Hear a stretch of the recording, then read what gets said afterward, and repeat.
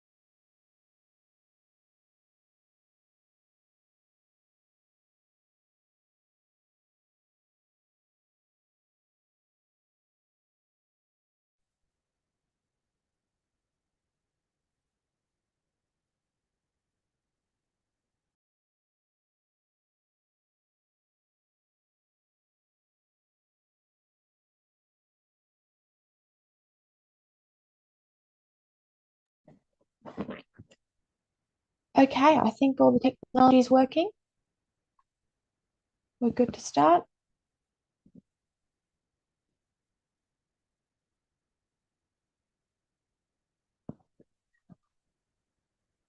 Good morning, good afternoon, good evening to everyone, wherever you may be in this world. Thank you for joining this online event and this special occasion. I am Claire Marie Pepper, a member of Girl Guides Australia and a Global Advocacy Champion for 2025. I will be your host for today. Along with my fellow Global Advocacy Champions of 2025, we are proud to present to you young women leading the way, implementing Beijing 30 for a gender equal future. We'll be sharing our insights and learnings from this year's CSW, along with hearing from two keynote speakers who have been at the forefront of this movement and advocating for women's rights. The annual CSW, known as the Commission on the Status of Women, is an annual event aimed to address and assess the emerging issues along with the progress and gaps in implementing the Beijing Platform for Action. The Commission has addressed such challenges as climate change, gender-based violence, and ensuring women's full participation in decision-making and in sustainable development strategies.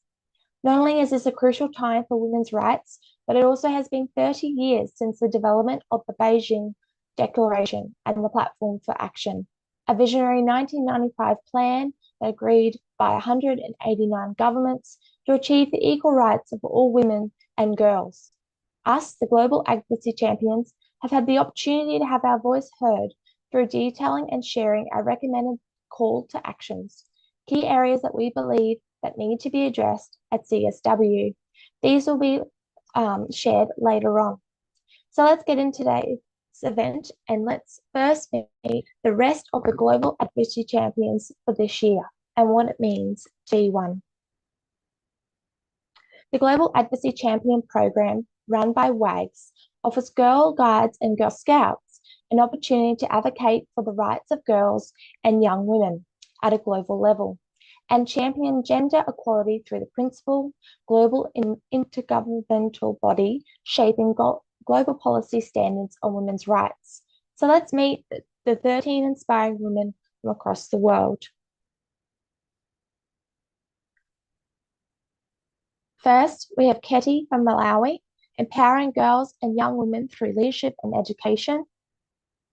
Meet Katrina from Greece, a Brownies leader, advocate for women's education in STEM, promoting gender equality in resources and internet safety.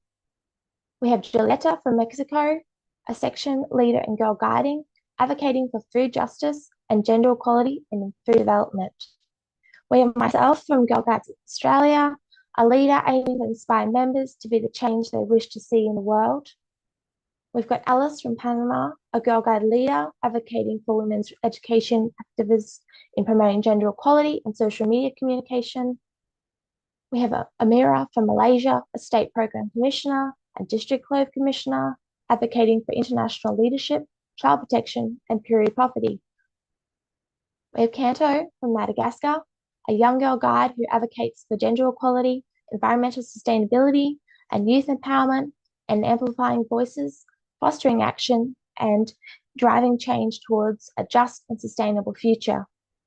We have Lee from the UK, a Brownie and guide leader advocating for female carers and LGBT rights, activist for peace and climate justice.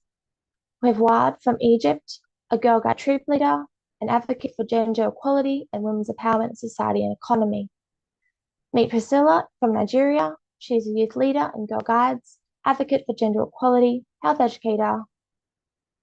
We have Rachel from Taiwan, a youth leader and Girl Scouts, empowering girls to speak up, lead with confidence, and navigate the digital world safely. We have Violet from Kenya, a member of the National Council of Kenya Girl Guides Association, a youth lead advocate for climate change and gender equality, leader and champion for women empowerment. We have Aria from the Philippines, a Girl Scout leader dedicated to empowering girls to find their voice, lead with purpose, and spark with everlasting change. They are our lovely, amazing, inspiring women who are part of Global Advocacy Program this year. Sorry, won't be a moment. Yep, thank you. So, I would love to introduce our first keynote speaker of this today. I'd like you to welcome Ms. Gisela. Ms. Gisela holds a bachelor's degree in international relations, a master's in European studies, and a master's in human rights. She currently works at a private university in Mexico City while co-directing an NGO dedicated to combating gender-based violence. I'd like to hand it over to Wad to ask Ms. Gisela some questions about her work with the Beijing platform. Thank you. Hello, everyone. Hi, Ms. Gazela. Good morning. I'd like to ask you a question. Could you provide a brief historical background on the Beijing Platform for Action and share your perspective on its progress? And from your experience, what key achievements have been made and what significant barriers?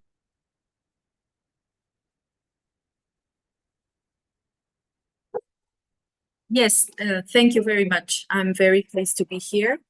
I'm very happy. It's morning here in Mexico City. And the first thing I would like to tell you is that there is a pre-1995 context to the Beijing Platform for Action. There was a very important movement prior to the Beijing Platform for Action. I would like just to give you a very quick context. First of all, after World War II, as you all know, we saw the establishment of the United Nations, which of course included gender equality as part of its founding principles. The UN Commission on the Status of Women, established in 1945, focused on addressing women's rights and women's issues globally. Then, after 1975, in 1975, here in Mexico City, the World Conference on Women in Mexico City marked the first major international conference focusing specifically on women's rights. This was a major, major step. The conference produced the Mexico City Declaration, and it emphasized the need for equal rights and for equal opportunities for women. Then, after 1975, starting from 1976 till 1985, the UN proclaimed the decade to promote gender equality and women's rights. This was a very, very crucial step because this decade produced a key outcome that was a development of the World Plan of Action, which guided the national policies and international cooperation. And afterwards, we have the Nairobi Conference in 1985. This is the second major conference that culminated in the Nairobi Forward-Looking Strategies for the Advancement of Women. And this strategy emphasized the need for a comprehensive approach to women's issues, focusing on empowerment and participation in all spheres of life. After this, in 1995, the Fourth World Conference on Women that was held in Beijing, China, brought together, as we have heard before, thousands of delegates, including representatives from 181 governments, NGOs, and a myriad of activists. The conference aimed to build on progress made in previous decades. And I would just like to give you some key features that I believe are important for the Beijing Platform for Action. First of all, the Beijing Platform gave a comprehensive framework. The Beijing Platform for Action outlined a very holistic approach to women's rights. It addressed 12 critical areas of concern that included poverty, education, health, violence against women, and decision-making. I believe this is very important. And of course, the platform represented a global consensus. This is also indispensable to understand what happened afterwards. This global consensus gave us the importance of gender equality, and it invited governments, international organizations, and civil society to commit to concrete actions. And the other thing I think is a key feature of the Beijing Platform for Action, as if these two were not important enough, it detailed strategic objectives and specific actions for governments and stakeholders, calling for transformative changes to improve women's lives. So I believe these are very important key features. And I think that the other part of your question was, what are the post-Beijing developments, right? What was that part of your questions? Yes. Okay, thank you. Progress, your experience, from your experience, what key achievements have been made and what are the barriers that we need to overcome? Okay, perfect. So I would say that in summary, the Beijing Platform for Action emerged from decades of advocacy, as we have just seen, and a lot of international efforts to promote women's rights. The progresses that I believe are key to understand the Beijing Platform for Action and what I have seen in my years of experience is that the Beijing Platform for Action catalyzed global awareness in terms of gender issues, and it also led to commitments by governments and organizations to promote women's rights. It also induced many countries to have enacted laws to protect women's rights and to promote gender equality, leading to improved legal statuses for women. It also it also represented educational gains. The global enrollment rates for girls have increased significantly since 1995, particularly in developing regions. And it also made it possible for initiatives to have improved women's access to financial resources and to employment opportunities that fostered economic independence. Having said this, I know that there are very significant barriers that are still to be faced. And I would like to tell you about 4 of the things that I believe are the most important barriers that we still have to work on. And the first one, of course, is gender-based violence. Despite the progress, violence against women remains prevalent globally, with insufficient legal protections and, of course, insufficient resources for survivors. The second thing is, of course, and we all know it, economic inequality. Women continue to earn less than men and are often in more precarious employment conditions. This, of course, has been exacerbated by pandemics, the likes of COVID-19, for example. The third thing I believe is still a barrier is political underrepresentation. Women remain underrepresented in political positions and decision-making roles, limiting their influence on policy matters. And of course, and this is something that is very important in my country, deep-seated cultural practices and stereotypes continue to hinder advances in gender equality in many societies. I think these are the 4 significant barriers that I could pinpoint right now. Okay, so as Ms. Ghazali have mentioned, gender-based violence. In your view, what policies or legal reforms are most urgently needed to effectively address gender-based violence? Okay, this is of course a very touchy subject in many countries, and it's an urgent subject for all the world to attend to. I think that there are a few things that I would pinpoint right now. And the first of all, I think, is to implement and strengthen laws specifically targeting all forms of gender-based violence, including, of course, domestic violence, sexual assault, and trafficking. I believe that laws should ensure protection, should ensure accountability, and of course, should ensure victims' access to justice. I think this is urgent. I also think that it is urgent to establish and fund comprehensive support services for survivors. These include, of course, hotlines, shelters, legal assistance, and very important, mental health services. Access to these resources should be prioritized in all communities. Of course, I believe that education is fundamental and awareness campaigns are indispensable. To promote community education campaigns to raise awareness on gender-based violence that challenge societal norms and that encourage reporting and victim support.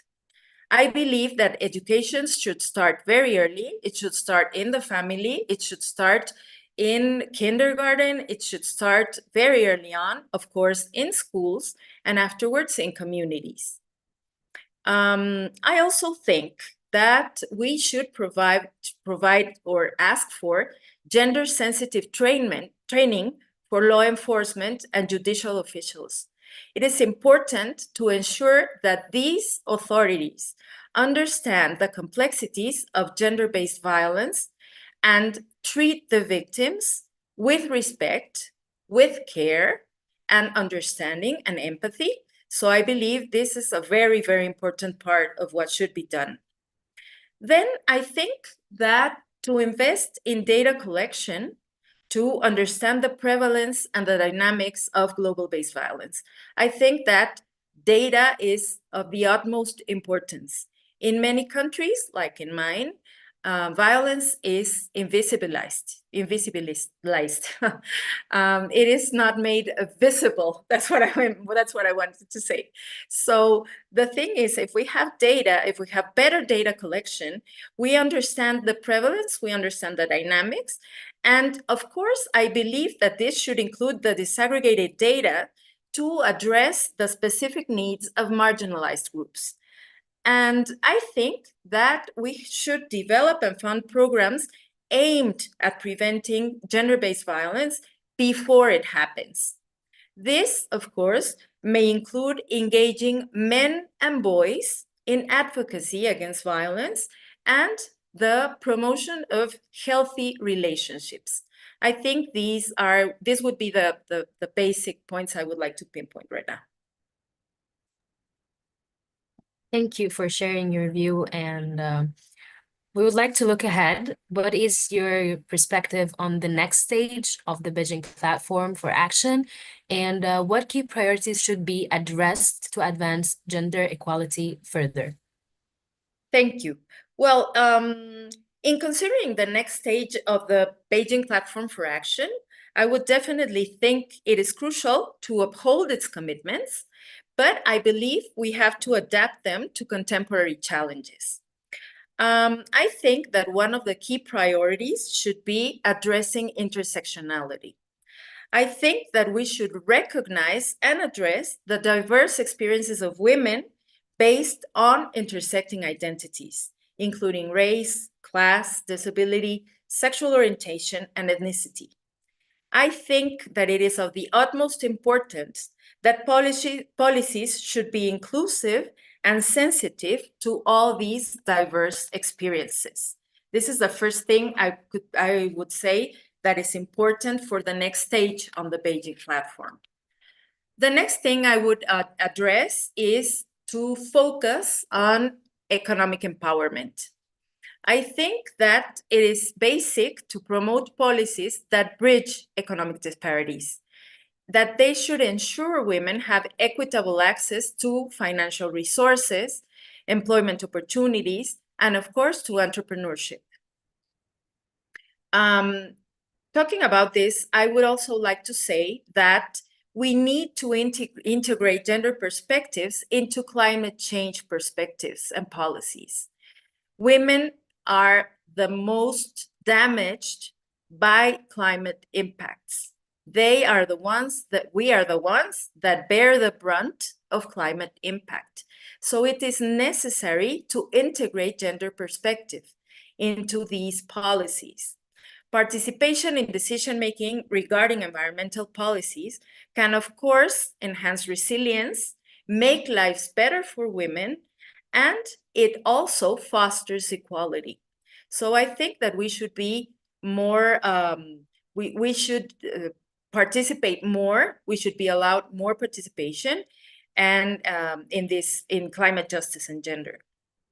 Of course, we should, I think that this is a very important thing. We should share best practices and resources among nations. I think that we should strengthen the international collaboration to tackle gender-based violence and to promote women's rights globally. I think that we cannot afford right now to stop being global. We need to exchange experiences. We need to talk about our strategies. We need to expand our networks, and we need to talk intergenerationally, internationally. This is something that has to happen right now.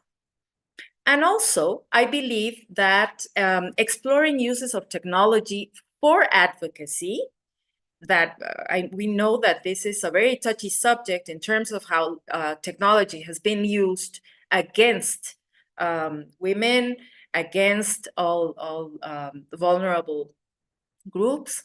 And I believe that technology has the possibility of being used for advocacy, for support services, and of course for education.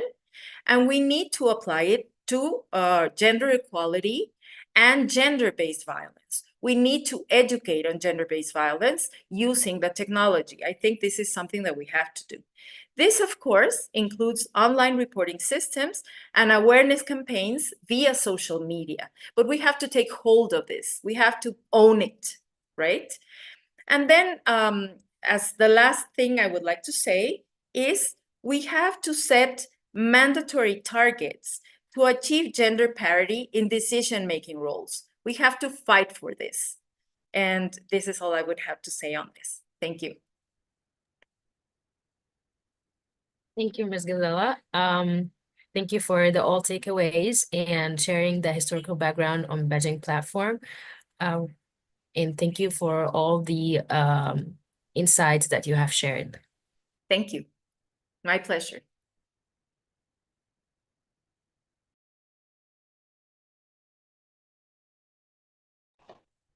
Thank you. Yes, that was really insightful. I really enjoyed hearing more about the background of the Beijing platform and your views on where we should be taking this. We are going to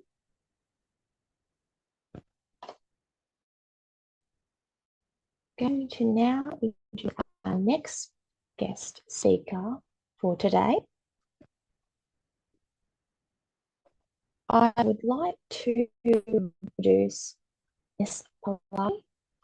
So Palaki holds an LLB from the University of Juba, an MA in Human Rights from the University of London, is pursuing more study in governance, peace and security studies at an African university, and currently serves as the Regional Gender Advisor at Equality Now's office. So a bit background on Equality Now is a non-governmental organization founded in 1992 to advocate for the protection and promotion of the human rights of women and girls. So I'd really love to hand Rachel to ask Ms. Polaki some questions about the work she does and a bit about her background. Over to you, Rachel. Okay. Hi, thank you. Thank you, Claire, for the introduction. I'm Rachel. And hello, Ms. Palaki. It's nice to have you here. I want to start with asking you questions about how do your organization, from a non-governmental organization point of view, how do you navigate pushback from governments or cultural institutions that resist the reformations? Thank you very much, Rachel, for your question, and thank you for organizing this event and for inviting Equality Now. I think navigating resistance requires a comprehensive strategy. So that is to say, there is no one single way that will achieve results. So we have to have a comprehensive strategy that combines multiple things. For Equality Now, we engage in legal advocacy, social change efforts, and also coalition building. So, drawing on our experiences as an organization, the effective strategies that we have used include strategic partnerships. And to explain strategic partnerships, I would like to refer to two examples. That is two coalitions. That is the Hurra Coalition in the Middle East and North Africa region, and also the SOAR Coalition for the Africa continent.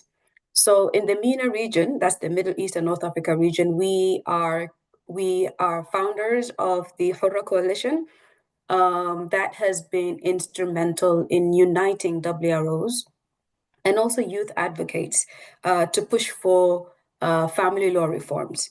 So what we do there is we link grassroots campaigns with regional and global advocacy platforms.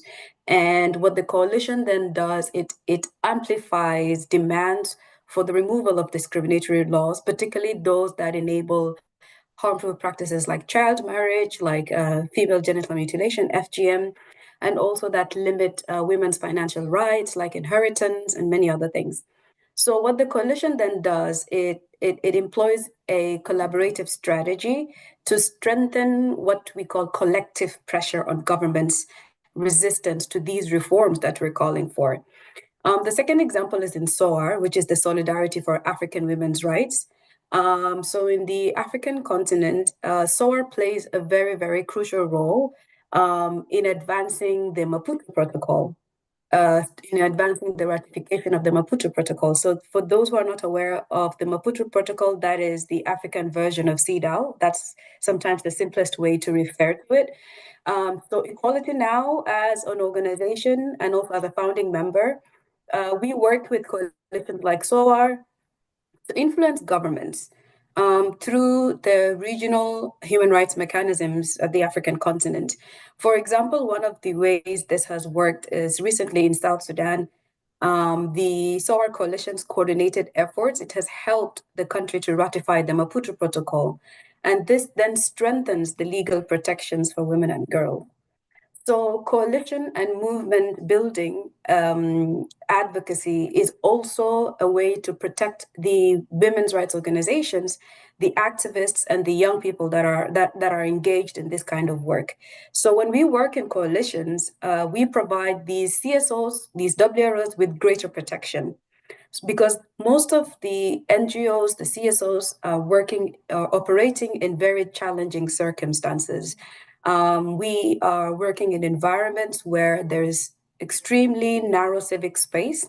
So what the coalitions then does is they raise the concerns on behalf of activists who could be at risk and ensuring that critical human rights issues are not silenced.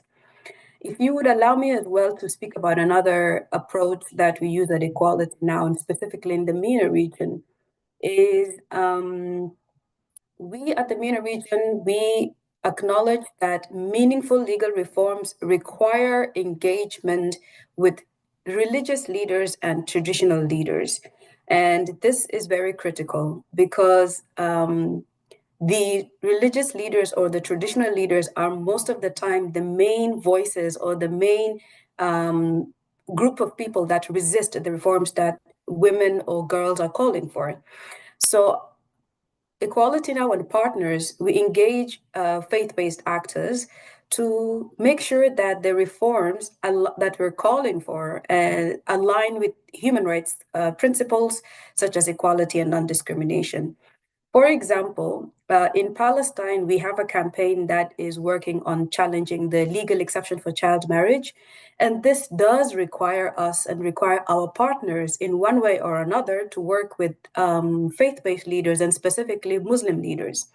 So the young women that we're working with or that are leading these campaigns and the women's rights organizations, they have to equip themselves with the religious arguments that emphasizes other aspects such as child welfare, education, family stability, so that they're able to successfully build common grounds and reduce this resistance.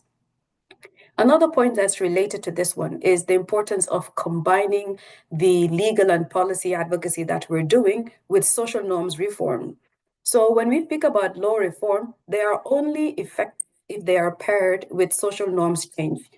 And I would like to also give an example of work that we're doing in Egypt. I see there's Waad from Egypt here. I want to give you a shout out. So in Egypt, we're working with young women and women's rights organizations as well to foster a zero tolerance culture for workplace sexual harassment. So it's important to acknowledge that while we do policy advocacy to address policy and legislative gaps, our campaigns and the work our partners are doing also they're working closely with lawyers, with media professionals, with the grassroots community, dismantle victim blaming narrative and also to promote accountability. So we then employ a dual strategy that ensures that reforms are both implemented, but also in practice that they are upheld. So thanks. I'll stop here, Rachel. Thank you for sharing. I also want to ask if you can give us some advice on some practical ways that us as young women can actively push for the realization of young women to retrieve their rights. Yeah. Okay. There are multiple strategies or practical ways young women can push for realization of their rights. And just to reflect a little bit on Equality Now's theory of change that emphasizes equipping young women in general, and also young women with skills, networks, and knowledge to lead advocacy efforts. And these practical steps could include building your advocacy skills and legal literacy as young women. We have a program that Equality Now is part of that is called YW4A. That is the Young Women for Accountability, Awareness, Agency, and Advocacy. As part of that program, Equality Now trains young women on legal advocacy in Egypt, Palestine, Kenya, and South Sudan. So now the young women have skills. We have given them skills to draft policy briefs, to conduct impactful media campaigns, to engage confidently with policymakers, which is very important. So these trainings, they empower young women to identify the legal gaps in their jurisdictions, in the countries they're in, and to also be able to clearly articulate their demands and then ultimately influence decision making effectively. Another thing that Gisela spoke about a little bit is the point about digital advocacy and safe campaigning. The world, we're moving to a very digitalized world nowadays. So some of the strategies that Equality Now employs is also digital safety training. We work with women from conflict areas, from very difficult contexts. So it's important that as we give them skills to engage in digital advocacy, we must equally also give them skills to, know how to navigate the digital space safely. So we have been doing that in the 4 countries, as I mentioned, and also in the MENA region in general. It's important that they are able to safely engage in powerful campaigns and, spark basically public dialogue and encourage other young women to also be part of this digital advocacy. Another thing that we don't do directly, but our partners do, is creating safe spaces for peer learning. that is also done as part of the YW4A by one of the consortium members, which is the World YWCA. So for creating these safe spaces, it's important that there is knowledge amongst young people. There is expertise amongst young people. So it's important that we create spaces where there is exchange of knowledge, exchange of experience, and also peer-led groups where they're able to collectively build advocacy strategies, create some type of dialogue amongst themselves on how they're advancing gender equality. So these spaces not only are important for exchanging experiences, but they're also important to foster leadership, to nurture critical thinking, to do collective action, and to help young women generally advocate, develop their advocacy strategies. One more last thing that I want to highlight is the power of storytelling for social change, social and legal change. So we have consistently at Equality Now amplified the voices of young women through storytelling because it's a powerful advocacy tool. There are many examples that I can share where we have done that across different countries at Equality Now. But I would like to share a story of one young woman from Egypt who have shared her personal experience about gender-based violence. And that has allowed her, sharing her personal story has allowed her peers, her community, the women's rights organization that she volunteers in, to be more aware about the impact of GBV and specifically the impact of domestic violence.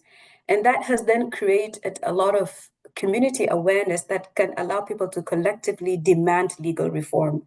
So we have at Equality Now supported the production of impactful, a lot of advocacy videos with our partners, showcasing survivor narratives to challenge harmful social norms and encourage community-driven change.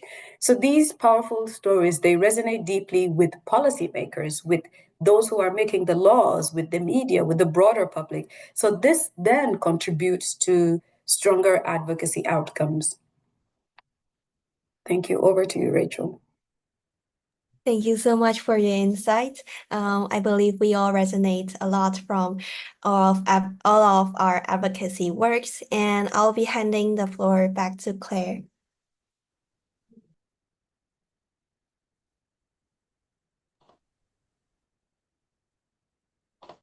Thank you, Rachel and Ms. Polaki, for those insights. It's really, really interesting to hear what Equality Now do and the type of work that you guys do. I think it's very, very important.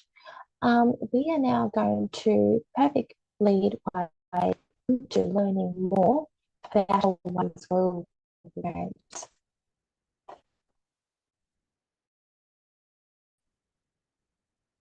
Okay. Excellent. I'd like to invite Violet. And, yep, Violet up.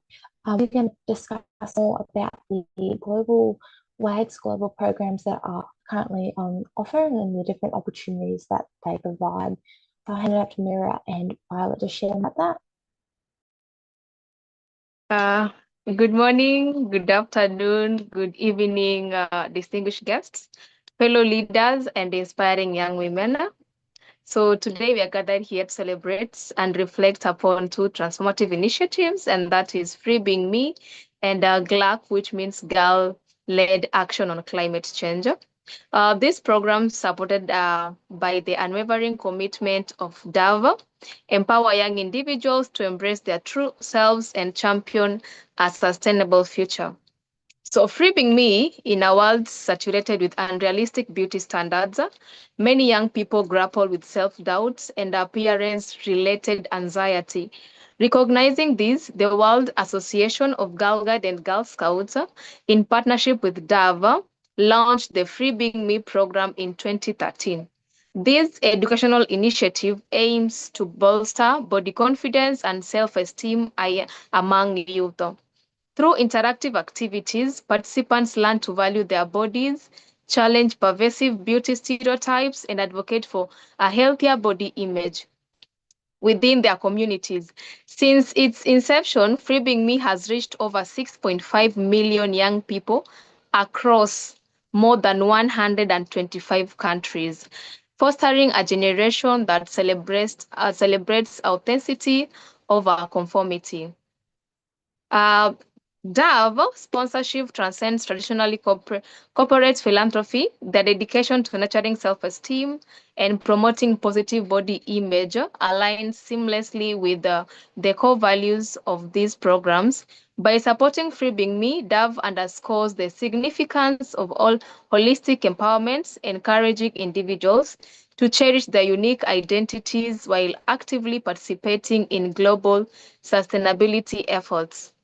Girl-led action on climate change, GLAC, parallel to personal empowerment, is the pressing need for environmental stewardship.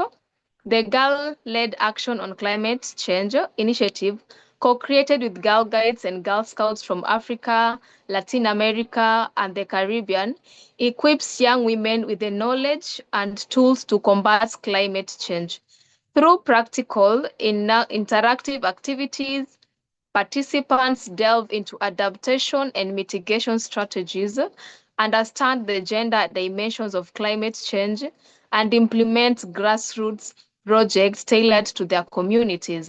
This program not only enhances community resilience, but also positions young women as pivotal advocates for sustainable policies on global platforms. In conclusion, as we reflect on these initiatives, it becomes evident that true empowerment arises from self-acceptance and proactive engagement. By fostering environments where young people can confidently express themselves and advocate for the planet, we pave the way for a brighter and more inclusive future. Yeah, thank you.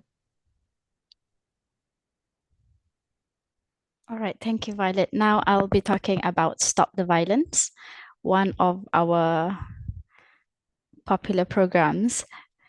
Okay, so in 2013, WAX has partnered with the United Nations Women to create this Voices Against Violence curriculum. It is a non-formal education curriculum and it was delivered to girls worldwide and is a co-educational groups from 5 to 25 years old through peer-to-peer learning.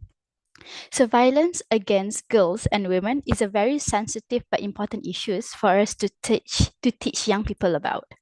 So through conversations, engaging in the community, protesting, petitions, media engagement, social media, and there are a lot of other ways that Girl Guides and Girl Scouts has raised awareness about the dangers girls and women face, the need for change in attitude and behavior, and they are calling on communities to join them in taking action. Girl Guides and Girl Scouts are lobbying decision makers that have the power to stop the violence by speaking out about their experience, calling for laws and policies that protect girls and women, and demanding that perpetrators be prosecuted for their action. So on to the next program, we have Surf Smart. Okay, so the pandemic has unveiled and intensified some pressing issues for young people, from cyberbullying and exposure to violent content to rampant misinformation and unequal access to the internet. So SurfSmart 2.0 Generation Digital is a non-formal education curriculum to support young people to connect safely and positively online. It is a unique resource which will ensure a generation of girls and young women have the knowledge and skills to protect themselves and others online. Participants of this program will explore how they can use the internet as a member of Generation Digital, not only to communicate, learn, and have fun, but also to raise their voices as responsible citizens of the world. So in this program, there are 5 main activity sections to the curriculum, which the first one is Discover, and that is for the participants to discover and use the positive aspect of the internet. Second one is Connect, is to learn how to use social media and other platforms in ways that can connect us with others positively and safely. Third one is Protect, which we will learn how to navigate the web safely. Fourth one is your digital rights and footprint, which in this one, we will explore about digital rights, learn about safe digital footprints, and discover how to look at information critically. And the fifth one is imagine a better internet, which here we will use the internet in a positive way to spark creativity and make it more enjoyable for others. So for all this program that we talked about, you can actually visit our website at wax.org to find more information on all of this and the resources as well. And you can get involved in different ways. Thank you so much. Back to Claire.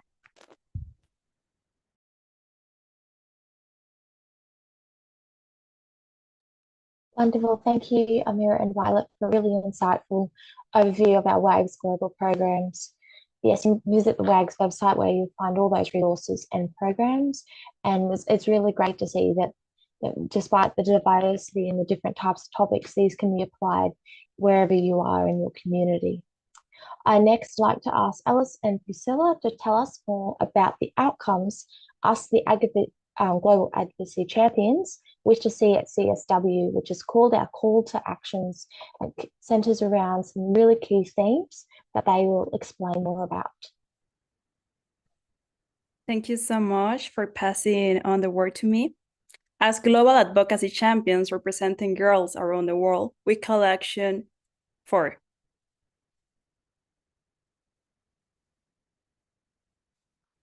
education and training.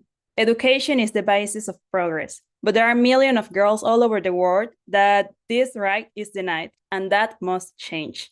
We must increase the funding of the formal education program and learning at global, regional, national, and local levels. WACS partnered with Malala Fund on the future of girls' education and supports calls to deliver on existing global commitment to girls by increasing investment and strengthening national educational standards, ensuring safe, quality education that better meets the needs and aspiration of all girls. Participation decision is also critical. Girls must be involved in deciding educational policies and have spaces of decision-making for ensuring education systems and process work better for them. And we cannot forget the power of the girls themselves. Girls who are driving changes in their communities need resources. They need support, and we must collect their leaderships and invest in their initiative and to prove educational for all girls.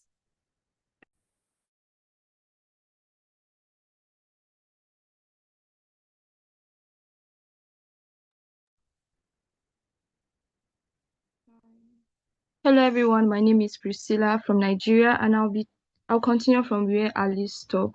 And I'm speaking on women and health. So when we talk about women and health, we say that women's health is not just a medical issue, it's a fundamental right.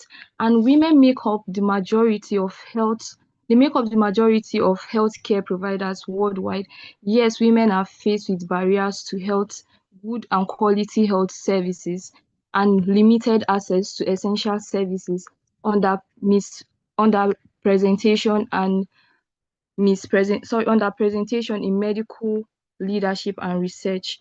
And then we're calling for a universal access to quality health care services for women, which include maternal and reproductive health, mental health support, and preventive care, ensuring that all women or no woman dies from preventive medical conditions. We also call for stronger policies that can address gender-based health disparities, which will ensure that women have equal access to medical treatments, medications, and health services.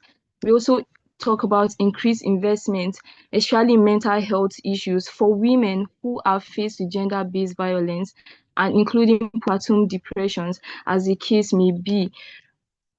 And then for this CSW, we demand that governments, organizations, and institutions should take urgent actions to prioritize women's health and eliminate any barrier to care and empower women as leaders to healthcare sectors. Now is the time for action. Over to you, Alice. Gender-based violence is one of the greatest barriers to equality. If a girl lives in fear, cannot focus in her future. This is happening everywhere, in homes, in school, internet, in public spaces, physical, emotional, economic, and structural violence. We call for the increase of financial resources for women's organizations that provide safety, shelter, and developing expert trauma-informed tools and mechanisms to help all survivors overcome violence and harassment. And impunity for crimes against women and girls by laws that must be enforced. Survivors must be believed, and justice systems must work effective. We need to address the root causes. That means challenging harmful social norms that enable violence. We need education on gender equality, healthy relationships to be part of a school curriculum, teaching boys and girls early that respect, consent, and equity are non-negotiable. And for survivors of violence, we must do better. Survivors need trauma-informed care, protection, and programs that help them heal and rebuild their lives. We must listen and fight for a world where no girl ever has to experience violence in the first place. Okay, so the next thing we have is women and the media. So when we talk about women and the media, we say that the media is actually a powerful tool that shapes perception, influence our mindset, and amplify voices. However, for for too for far too long, women have been presented and misrepresented. Online violence, cyberbullying, and other spread of misinformations has affected women and girls. Social media is a platform for empowerment and has also become a space for misogynistic hate speech. And despite the efforts to introduce legal protection against women, women still suffer in silence. And then we must equip women and girls to digital literacy and skills to help them navigate through these online spaces, just as WAGS is doing in the Solve Smart program to help women and girls to stay safe online. And then the next, we have the environment, which we say is a fight for survival. The climate crisis is not just an environmental issue, it's a woman's issue. Women, especially in developing countries like Nigeria, are most affected when it comes to climate crisis, whether through food shortages and lack of clean water, and yet they often are left out of climate decision making. And through World Girls Foundation, World Association of Girls Guide, NGGA, which is the Nigerian Girls Guide Association, programs have been made on social entrepreneurship and biodiversity conversation respectively. Let there be a positive change that include women and young girls in climate leadership and policy development and sustainable innovations. Alice, over to you. The final issue I want to address today is one of the most devastating forms of gender inequality, child marriage. Every year, millions of girls are forced into marriage before they turn 18, which are millions childhoods stolen. Millions of girls who are pulled out of school, denied their dreams, and often subject to a lifetime of poverty and violence. Every girl deserves the right to education, protection, and a life free from violence and discrimination. Yet, child marriage, lack of access to education, female genital mutilation, and gender-based violence continue to hold millions of girls back. Ending child marriages requires holistic solutions as raising minimum age of marriage to 18, advance in girls' rights, raise awareness, and support communities and families out of poverty.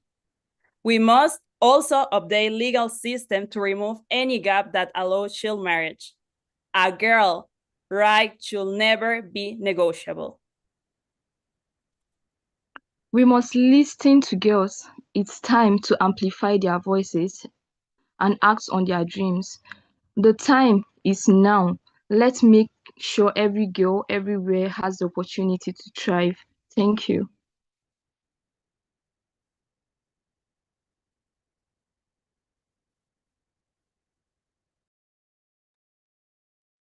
Thank you, Alice and Priscilla, for telling us more about our call to actions. They're really important, and it shows how what amazing opportunity we have as global advocacy champions to have our voice heard at CSW, to put these ideas forward of where we think the focus should be, and it kind of resonates what our guest note speakers have said today as well.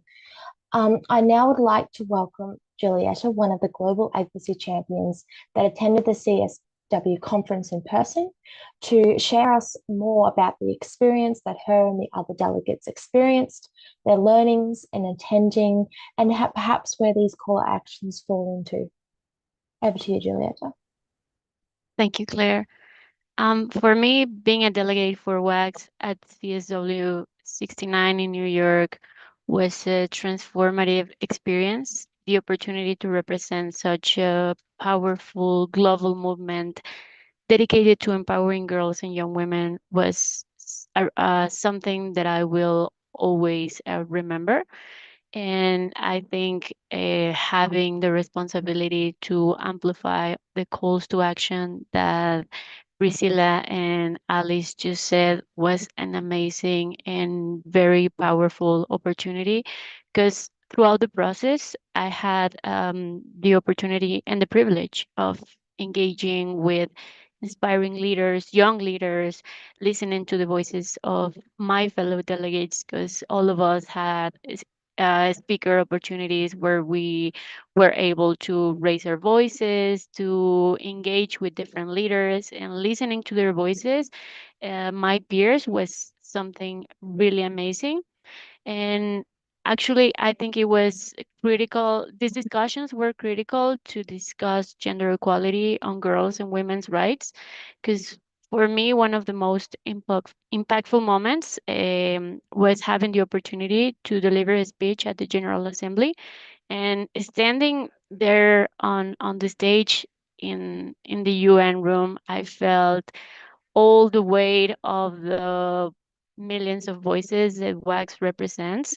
And the speech that was focused on the 12 calls to action that we just explained, I think it was a moment for pride of every member of WAGS to know that the call to action that every advocacy champion has been working on, and that we know that they are something very important, was delivered to this event.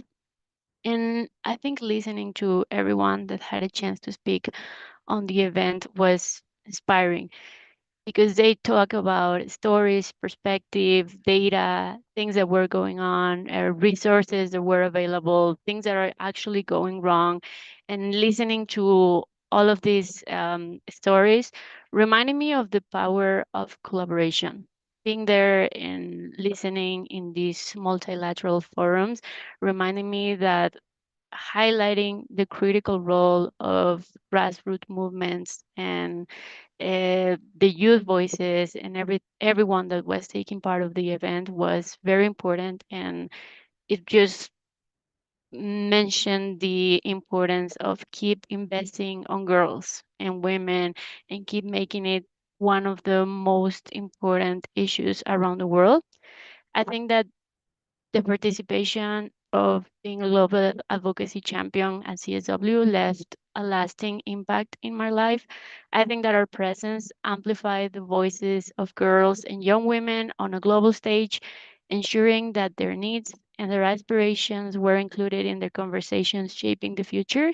For me, what I talk about in the big sense of the event, but also in the small sense, getting to meet my fellow global advocacy champions in person, getting to know their stories, getting to know why they were here, and even knowing that we have talked virtually, but now listening to them, the connections we built, the knowledge we shared, and the advocacy we championed together, I think will continue to inspire me and drive change for a long, long time, even after the conference will end.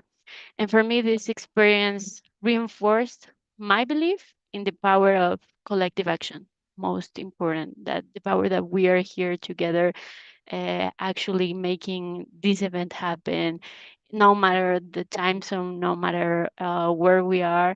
It's that a reminder that every voice matter and that this space is something that actually allows that. And for me, gender equality now is not only a goal, but like a way of living that you need to achieve this no matter what. And yeah, for me, I think seeing their faces here again, and it's something amazing, and I think it's life lasting, and I'm very grateful and happy to have this opportunity. Thank you, Claire.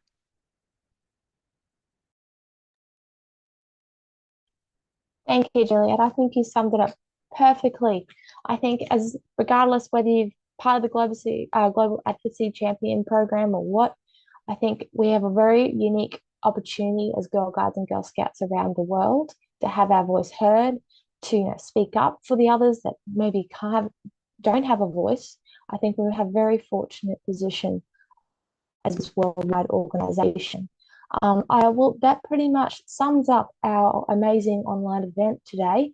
I would like to thank our Global Advocacy Champions, our guest speakers for presenting today, sharing more about the actions that we are taking to ensure the equal rights of girls and women around the world. I thanked you guys for joining in online. We really appreciate you supporting this.